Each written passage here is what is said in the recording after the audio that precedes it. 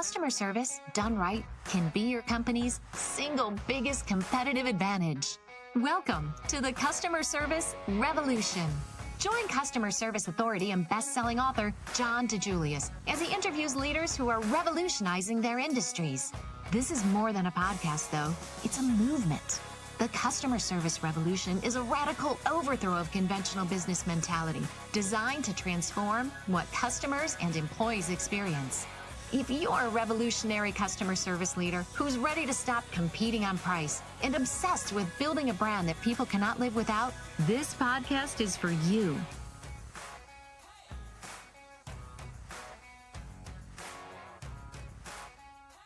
Listeners, welcome back to the Customer Service Revolution podcast, where we help leaders build companies that customers and employees cannot live without. Today, we're talking about customer loyalty.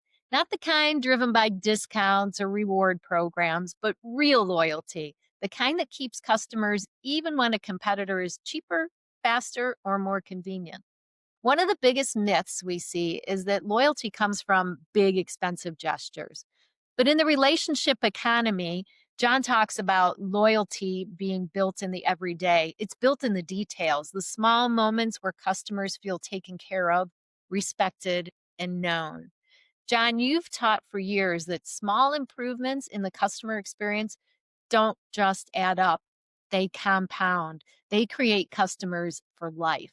So today, we're breaking down how small intentional experience details, when designed correctly, create massive loyalty. And I want to start with a true story that perfectly illustrates this. John, talk about the Ritz-Carlton stroller story.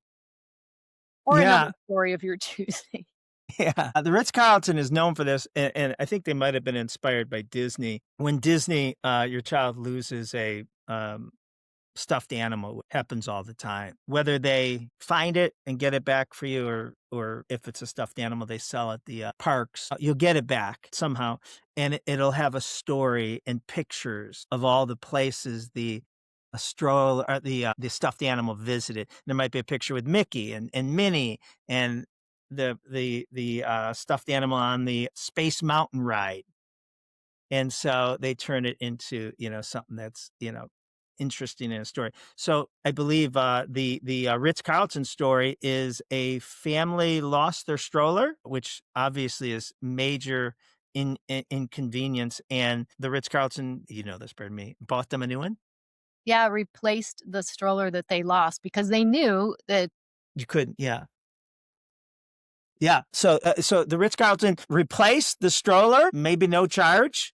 And then when the family got back home, they had also received the old stroller that they found, repaired, cleaned up, and now they have two strollers. So it's just a huge win. I always say when we're, working on above and beyond, that workshop, it's not finding the woman in the parking lot that is about to give birth and her water broke. It's not about that. Above and beyond is little things that many times doesn't cost anything, but it's remembering that you just got back from a trip, or, it's remembering their Ford, and that, they can't believe that, I remember that, they have two kids, or have you, raced in any auto shows, or, what their recreation is, Ford, family, occupation, recreation, and dreams. Have they run any triathletes, since the last time we talked? It's a conversation gift. I think there's a gift in every conversation if you're paying attention. And besides the follow-up of what we talked about from a business strategy, I think there could easily be a follow-up to, Denise, you mentioned that you're going to Chicago next week, and I know you like Italian food. Here's the best Italian restaurants in the area you're going. Or I know you like biking, or I know you like,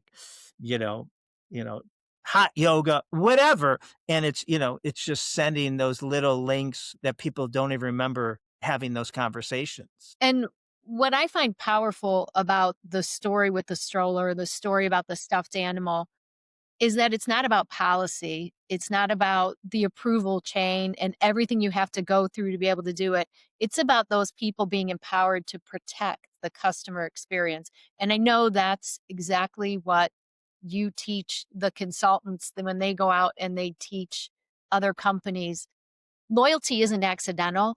It's designed through a few core principles that show up consistently in world class organizations. So let's walk through some of these. Service aptitude is a big one. I know that starts everything. You often say service aptitude is the foundation of everything. Why does it matter so much for loyalty? Well, I mean, you have to have a high enough service aptitude to understand what's in it for the business.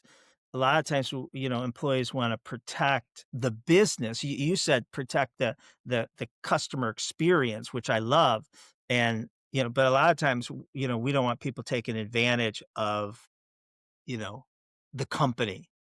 And a lot of times, oh, well, that's great. We have to unbrainwash them into not being so worried about policy. And that's why we can't have too much policy. Otherwise, that's all they're going to do. But yeah, their service aptitude needs to understand that, have charitable assumption. I just did a workshop and they kept on coming up with that customers take advantage of us. And I asked the audience, the people in the workshop, when was the last time you lied to a company to get something for free? And no one raised their hand. I'm assuming they're being honest. And I'm like, well, why do we think our customers are doing that to us? Yes, that's going to happen, but we can't punish 98% of the customers for what we're afraid 2% are going to do. So all that goes into the service aptitude training to get them to understand why it's in the best interest, to your point, to protect the client experience. So you hire for that attitude and you train them to be aware of these different pieces. What happens when you already have these people in place and your client says to you, we just don't have people like that with service aptitude? Yeah, I think we say this all the time. You can dramatically improve the experience you're delivering to the customer with the exact same people you have. It's again, you assume they had the service aptitude and you never trained them. Is the vast majority of your new employee training operational and not the service aptitude skills, going above and beyond, creating a relationship, being curious, listening, empathy, those have to be trained. I don't care who you're hiring. People aren't going to bring that skill set. Most people aren't going to bring that skill set that you need. You have to train them on that if you want to be that top 3%. To create loyalty, loyalty requires trust, and trust requires consistency. So, this is where the non negotiable standards come in. You've seen companies charge more than their competitors and still win.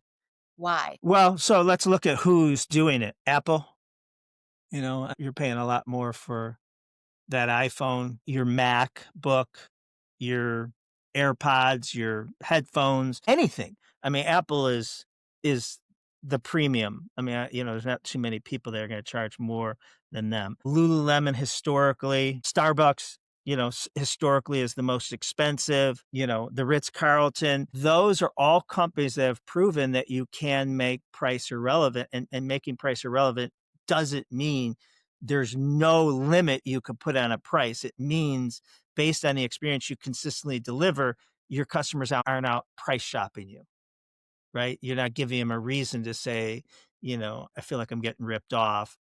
Is there a cheaper computer? Should I get a Dell? Should I, get a Samsung? Should I get, stay at a Marriott, whatever? So that's, the consistency is trust.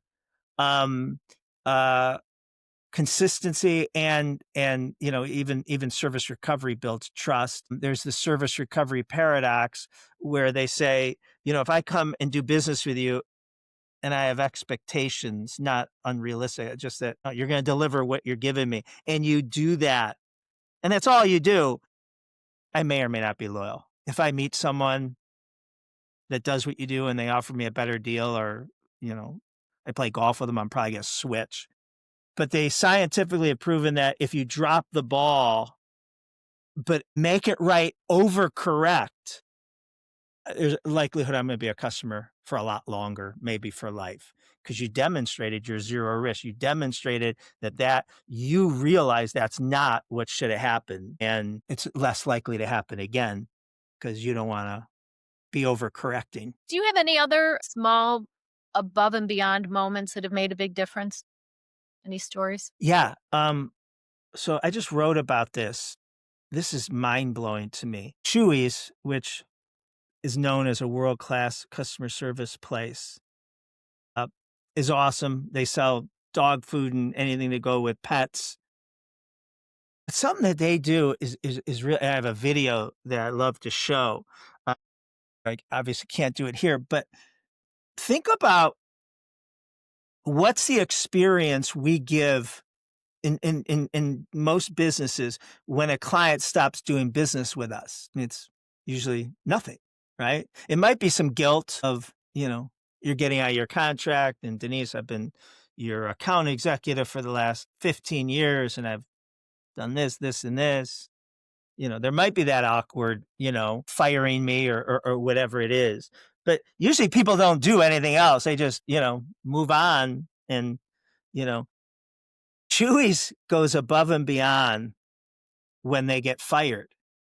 And so when you contact them because your dog food or cat litter or whatever it is showed up on the first because you have a membership and you just lost your cat or pet, it reminds you you got to cancel your membership. And so what Chewy's does every time is they say, "Oh, we're sorry. They are not going to charge you for the order you just received." They tell you where you can donate it to if you want. But then, like, they send you flowers. The video I have is them, pet owner opening, and it has a picture of their pet or the paw or something. And they say that some crazy portion, goes out and gets another pet.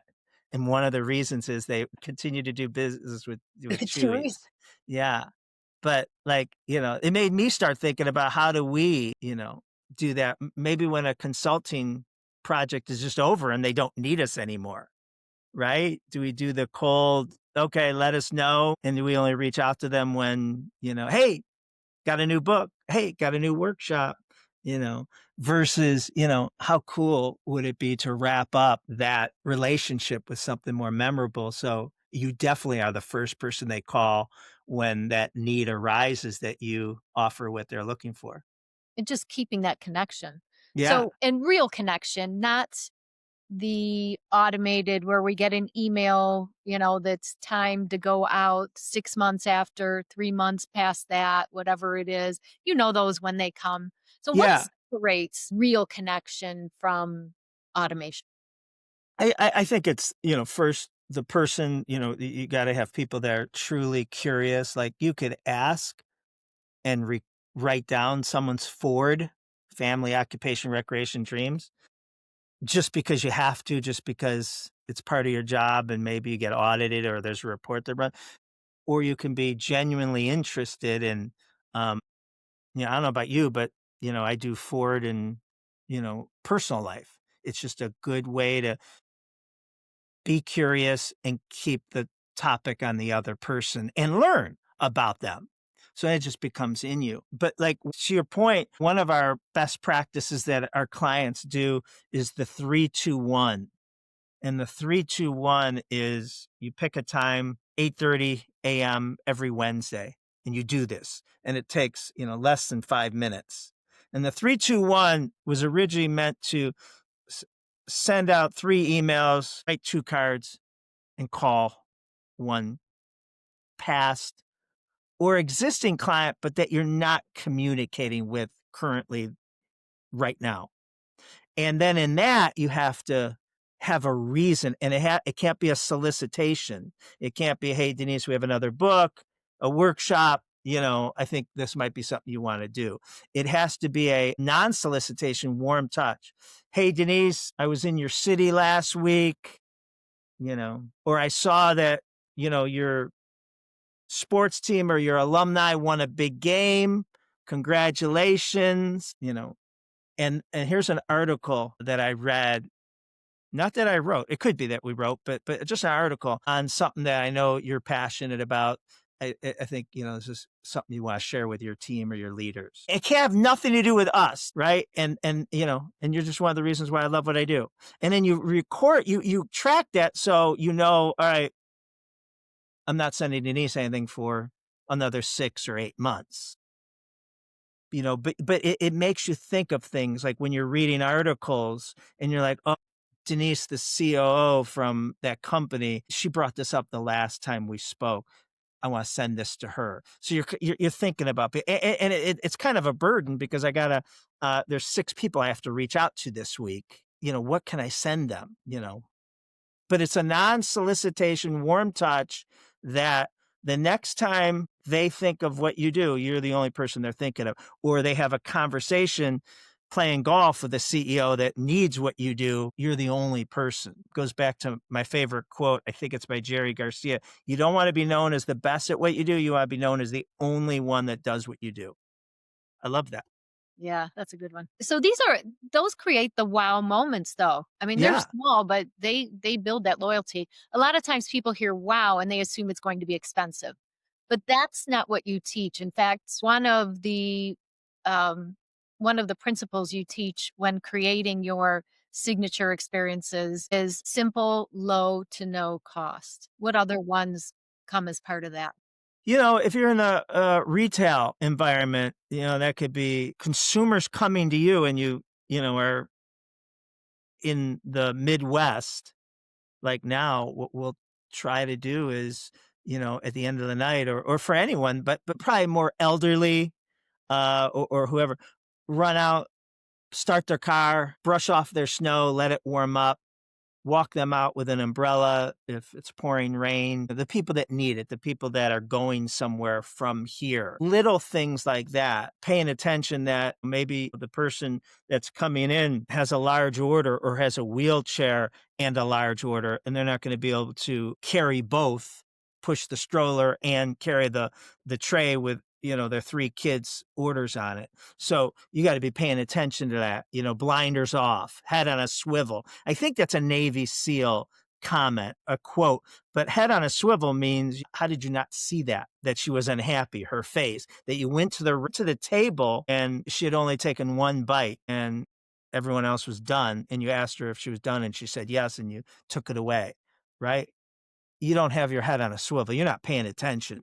Everyone just cleaned their plate. And she took 1 bite. Obviously, she didn't want that or wasn't what she was expecting. That's not necessarily, that's service recovery, but that just goes back to head on a swivel. All these things that you're talking about, when organizations apply these consistently, it starts to create loyalty.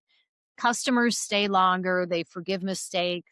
What else can companies expect as a return on the investment when they start to put these things in place? Well, I mean, there's all these statistics that we've written about is, return versus new.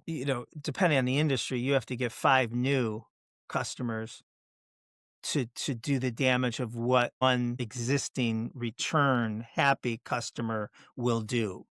They spend more, they refer more, repeat customers. A new customer is trying you out. They aren't going to take your recommendations. There's no trust there yet. I mean, we need new customers and we want to train, but a repeat customer, I think we chase new customers too much and don't, focus on retaining. Retaining, they're coming back. They're going to obviously, they like you. Now, if you recommend, upsell, they're more likely to refer. It's a fact that repeat customers give you higher scores than new. And there's a relationship there, so, I mean, there's just so much that it just shocks me and appalls me. And I guess that's a blind spot, is how much executives go after new and don't focus on retent. What does it do, you know, when you start to implement above and beyond ideas? What does it do for the employees? Yeah, that's what it is. I mean, that's the thing is, we think a lot about how the customer experience, while hard to set up, hard to, raise the level that everyone else is doing, right? There's accountability to it. We think that all these things only benefit the customer, but you're releasing something, you're taking the handcuffs off, the autonomy, giving the autonomy to an employee to be able if I'm encouraged to build a relationship with you, a professional relationship, well, now I'm going home having connected with more people than I previously was. I was previously handing you as a transaction. I couldn't exceed the 2 minute and 36 seconds I'm allowed for per call, right? Or, in a hurry, next versus, make a connection. You have permission. You don't have permission. You'll be celebrated if remember that she takes her coffee with, one cream and one sugar. And now the next time she comes in, Denise, one cream, one sugar. And you can't believe that, I knew that. But that makes me feel good. So, being in the day maker business, making people's day, the day maker feels the best at the end of the day. When your employees feel like, that they're allowed, they have a lot more job satisfaction. They get to go home and brag what they got to do today. That's a beautiful thing. Listeners, if you're listening to this and thinking about loyalty and how do you put these systems in place in your organization, consider joining the Experience Revolution membership. Each quarter, we teach a live masterclass on the core principles of world class experience. So, above and beyond service aptitude, non negotiable standards, leadership execution. We also give you access to replays, tools, templates that you can use immediately with your team. Think of this as a way to actually put time aside every quarter to work on this with your leadership team and actually implement these things that you're hearing about. If you want a proven roadmap for building loyalty your competitors can't copy, join us at tdg.click/membership. All right, John, what's the smallest action you've seen create the biggest loyalty? Hmm. But with you yourself personally, what have you experienced in some of the places you do business with? Small actions that have made you loyal. Yeah, some have read the book, one of the books, and it must have been in there, or they'll reach out to Lindsay, my executive assistant, and then they personalize when I get to the hotel room, and they'll have snacks that they know I'll eat or, beverages that I drink. And that is not necessarily the hotel, it's the client that's having the event at the hotel.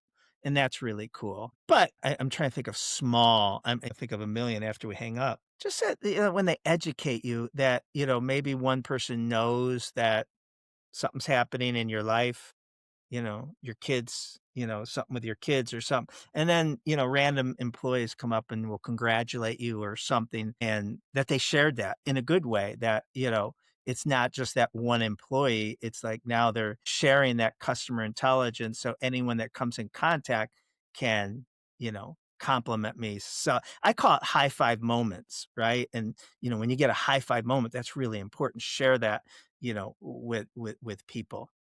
There's a restaurant over here that's one of I think the chain is Hospitality Restaurants. It's a small Do group you wanna explain what "over here" in means in Cleveland Cleveland? area People don't understand how Cleveland is. on the west side of Cleveland. Sam and Dave's. I don't know if you've ever been there, but I believe it's the same owners as Delmonico's, Lock Keepers. Mm. And they're so good about we were just there for dinner and someone at the table was talking about, "Oh, I really like this," but, mentioned something on the sides that went with it. And the server's like, "We can give you, something different with their sides," and names off like 6 different things. They just make it easy where there are so many places, "Can I get this instead of that?" No. It's just the little things like that, I think, make a big difference. Well, I think we And then have something that, like, expectation-wise, I mean, really, like, that's what expectations have come to, that I can replace mashed potatoes with asparagus. right, Right. It makes me happy. I think we discount what Starbucks does, that there's supposedly 170,000 ways you could order your drink and get it. Like in most places, like you said, that would be unheard of and above and beyond, right? And I actually have questioned Starbucks logic. Like if they didn't offer that, how much more efficient, faster would their drinks be made? Right? Their drive-through would go faster. Come in there with your, and you're reading off, this long formula that, well, you don't have to read it off if it's yours, but if it's yours and you send it to me and I got to read it off, right? That is against everything that business is about, lean and efficiency, and don't let them. And that's why most businesses don't. And I've questioned, like, would Starbucks obviously, well, I don't know, would they be more profitable if they didn't let you, you know, order 170,000 different ways, right? I mean, they would just be an efficiency chain, but they probably could charge as much and be as busy, because one of the things that people like about Starbucks is that's my drink. Like, I don't think anyone else gets it the way I get it. They should actually have it. With water instead of lemonade. Right. And light ice. Yeah. I had to start saying my new one because people would literally have my old one at an event for me because they'd hear me say it. So What's the new one? that is it. That is it, right? A venti mango dragon refresher with water base and light ice. The John DiJulius special. Yeah, it should be on their menu. Do you think a lot of leaders underestimate the power of details like that, like just the small differences? Yeah, I mean, we can get too obsessed with efficiency and profitability and productivity and lose sight on Apple takes it a different way. Like, up until like this past thing, you could only get your computer, you still can, you can only get your computers and phones in like 2 colors, right? I mean, they don't have where you can order it in, any color you want. There's some, that's how most businesses run. And Apple's awesome. I mean, they're world class in other areas, but reducing options can it make you more efficient? Does it make you more profitable? I mean, that's, look at, the argument of Starbucks versus all the other coffee places in the world that don't allow it. Starbucks looks like they're coming out ahead. When it comes to above and beyond, Starbucks is really good at that. What other industries, businesses? Hospitality always is the leader at that. Hospitality attracts naturally people with a higher service aptitude and that want to be in that type of business. But I think hospitality should be a strategy in everyone's business. And that's why the cool thing is, like, where'd you get that, Denise? My lawyer. Your lawyer? Like, that's more oddball. My consultant, my accountant, like they have such an opportunity to stand out. What is a way that managers can help employees notice these moments? So that goes back to the pattern recognition and the journey mapping, which we call creating a signature experience. If stage one, if you're a restaurant, any retail environment that has to take appointments. So stage one is you call up to make an appointment for a doctor's office or a restaurant or a hair salon. Okay. So what are the most common things you have to train to your call center people? What are the most common things that may come up that it's pattern recognition? It could be an emergency, a legit emergency visit to you're celebrating if I ask, are you celebrating anything? In the salons, if you're booking an updo style, is that a commonly known phrase or is that an industry? A woman's Okay. A woman books her hair to be put up and styled in an updo style, which is a fancy thing, makeup and manicure. If they schedule those things, they're going somewhere. I don't know. Have you ever scheduled those things just to go home and watch a movie? No. Right. So, that's a pattern recognition. Ask now, oh, Denise, are you celebrating? Yeah, I'm in a wedding. I'm going to a wedding. The bride, I'm got promoted, and the CEO is taking me and my spouse out to a fancy dinner, whatever, I'm going to win an award, whatever that is. Now there's so many things that could be done with that. When you show up, congratulations, congratulate. Everyone should know that you're coming in contact with. Maybe there's a card signed by the staff. Congratulations, right? I mean, that's all free. Those are all free things. So it's pattern recognition, but most employees won't know that if they haven't done it. So what are the things? Listen, if the dog barks in the background, ask them about it. Most people are crazy about their pets. So that's part of the Ford family, their pet. A baby crying, a throwaway comment of something that they make is a lot of times something very important to them. So, paying attention. So at each touch point, there's pattern recognition of certain things that will come up that, are above and beyond opportunities. So I can see how this works easily in retail environments, hospitality.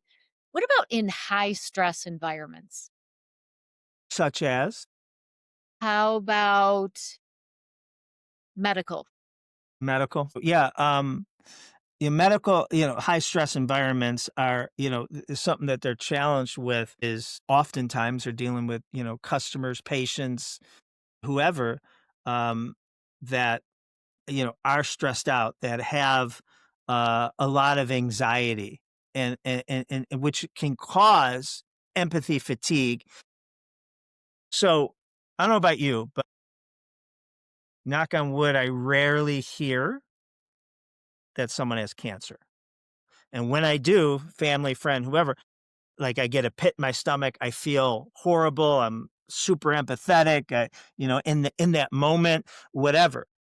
Now, think of you work on an oncology floor.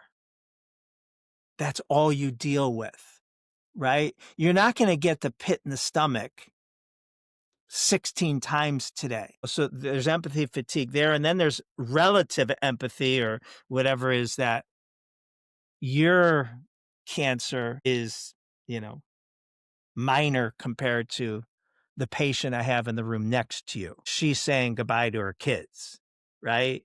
You don't even know, and it might be, something that's ointment might, take care of. Who knows, right?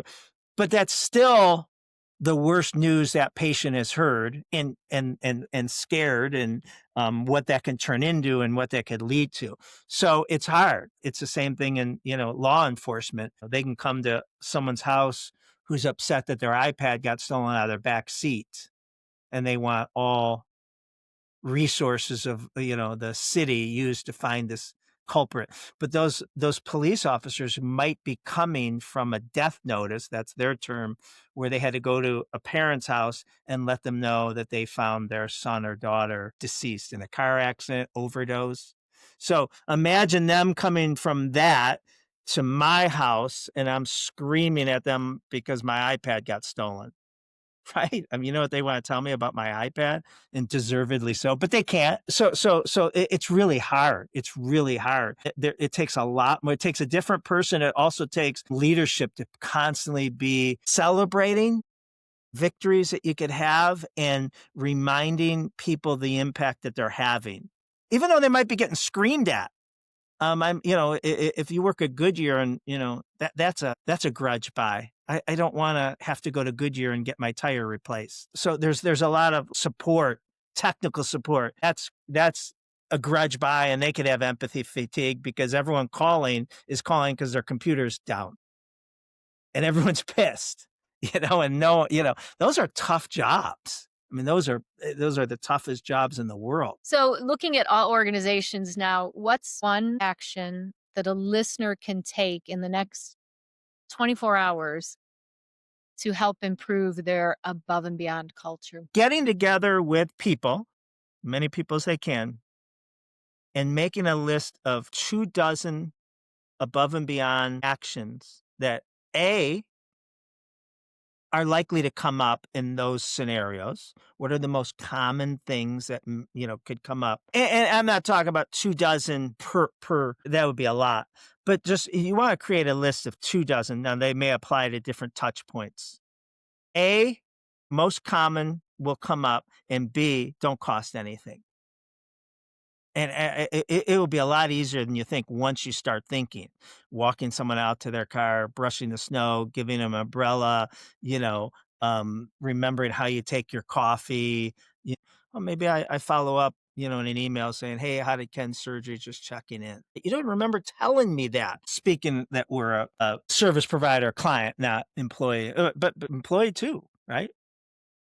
So these can be 2 dozen that have occurred in the past or 2 dozen that you make up Yeah. just based on your customer journey, Yeah, they probably have occurred in the past unless, you're not good at it. and then do what with those 2 dozen? Then start marketing it to your team. Hey, here's the 5 most common ones that will present themselves on phones. Here's the most 5 common one when they're just reaching out to us to start. Here's the 5 most common ones when someone's winding down from doing business with us. Those types of things. And then you advertise them, and then you have a contest and you celebrate them. People need to be celebrated because at most businesses they would have gotten in trouble for doing a lot of these things, and that's still like a muscle memory. So now I'm celebrating that Lindsay did this. Tells you it really is okay. It's like, I can do these things. I want to do these things, but there's something, subconsciously telling you, no, no, no, no, no. You'll get in trouble if you do this. I love it. I love it. 2 dozen things. Come up with those, listeners, or identify at least one small moment in your customer journey where trust is either earned or lost, and design it so that it never fails.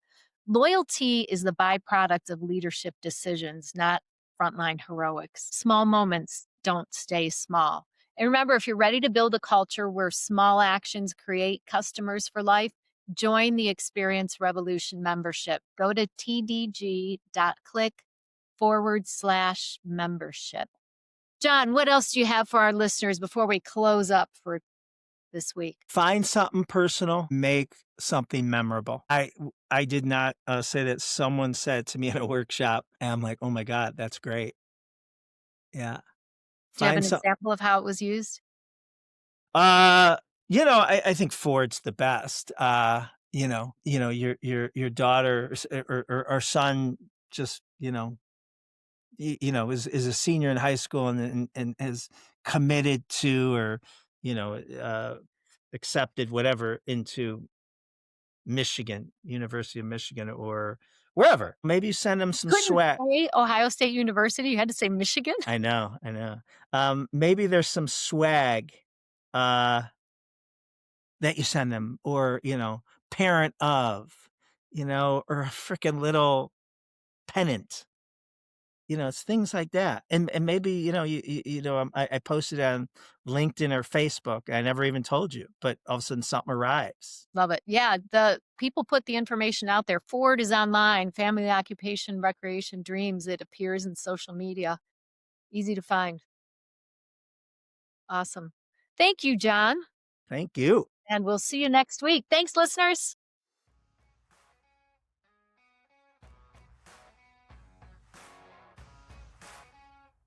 What separates world-class customer service companies from everyone else?